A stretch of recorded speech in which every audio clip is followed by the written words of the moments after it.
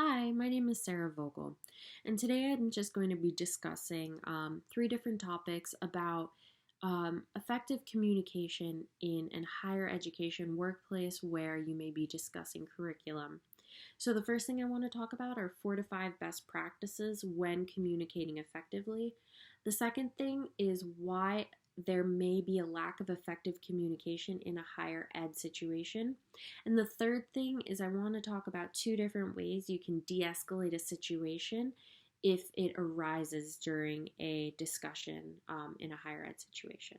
So, 5 best practices that I have seen and that I have used for effective communication is first to listen actively.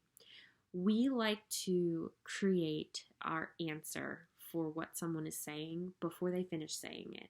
And so to listen actively, you're really paying attention to what that person has to say before you formulate your answer. And also, don't be afraid to say, give me a moment, let me process what you said, and then answer. That way, you don't feel like you have to process the answer while they're speaking. The second thing is you want to be willing to address mistakes, and not only mistakes in what the person or the other people have said, but your own personal mistakes, and be willing to accept criticism for them. It's okay to be wrong, and it's okay to walk into a situation where you don't have all the answers and you don't have all the facts. And so, to have effective communication, you have to be willing to accept that you made a mistake on something and then be willing to address it, move on, and correct it the next time. The next thing is you want to remember your tone and diction when you're speaking to a team. Now, no one's in your head and no one understands what you're thinking. And so it's really important to realize that your tone and your diction is what's coming across, and that's what the person is reading and analyzing to decide how you're feeling, what your emotions are in the conversation. And so you just want to make sure you keep your tone and your diction in check and appropriate for the situation.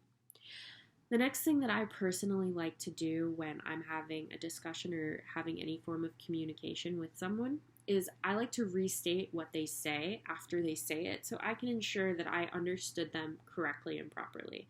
This way, my communication is effective because I clearly understood what the opposing or other people have said during a discussion.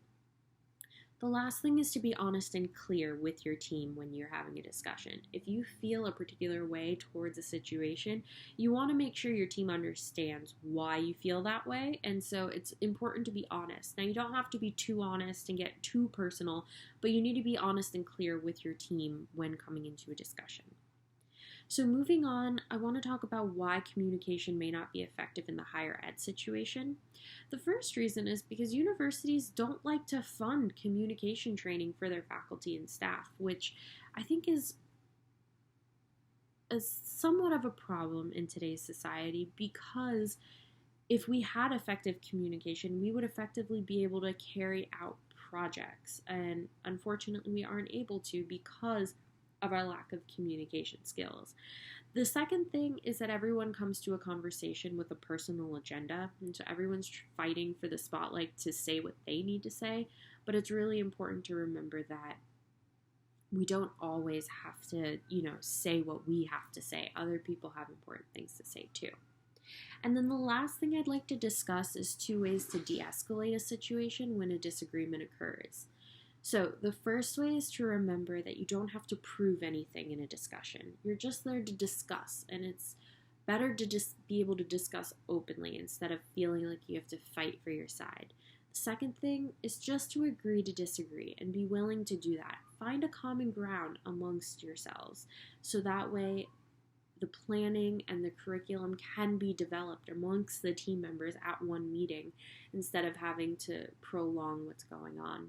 Again, I just want to thank you for your time. Again, my name is Sarah Vogel.